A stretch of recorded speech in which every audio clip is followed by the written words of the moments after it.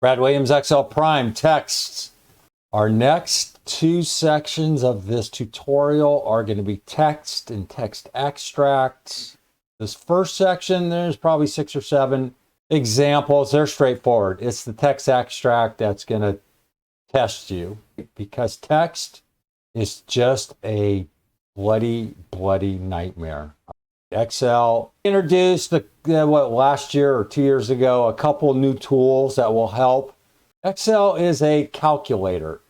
It's not a text manipulator. So they threw in this attempt, and it is just crap. If my tone changes, is because I just don't like text manipulation. I don't like Excel's text manipulation. It's sloppy. But this first section, the first 8 or 9, I just want to forewarn you that it's going to get hairy. I'm just going to tell you that up front as a beginner. Here we go. Let's say you downloaded a bunch of zip codes. East Coast zip codes have 0 zeros in them. The lovely Excel and their laziness, and I'm saying that as candid as I can be, it's just pathetic. So they do you can't download an area code or a zip code that starts with a 0. This is the end result. It's going to cut off your zeros. And when that happens, you're just going to go, this piece of crap, Excel. Well, in this case, it is. So the only way to transform this is you're going to have to convert the numbers, all right? And I'm saying zip codes just because there's a custom format that will automatically do it. But let's say this is not a zip code. It's a SKU number. And for some reason, this is a 7-digit number that starts off with 000.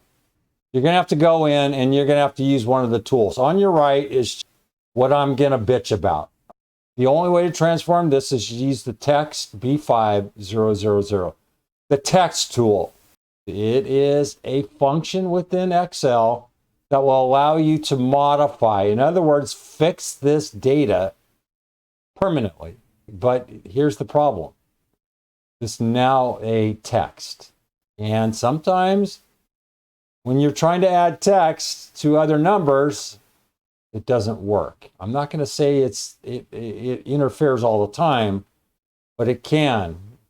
Be careful when you're converting this over. It's now text, and you may have to copy this over, copy, paste special, and then convert it over back into a number.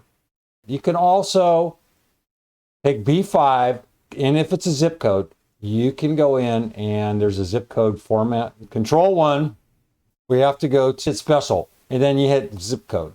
That's all you have to do. If you have zip code +4, so be it phone number, social security number, and if you see this repeated pattern, you can build your own. And we're not going to go over that right now. You can modify this, change it. Now, I haven't experimented with this. If you have a different language, I don't know. Okay, so no. You have to stick with English. English. Oh my goodness. English, United States. But you can customize this and we'll deal with that later. That is a quick review of some formats or self-formatting within Excel. Brad Williams, Excel Prime. Thank you.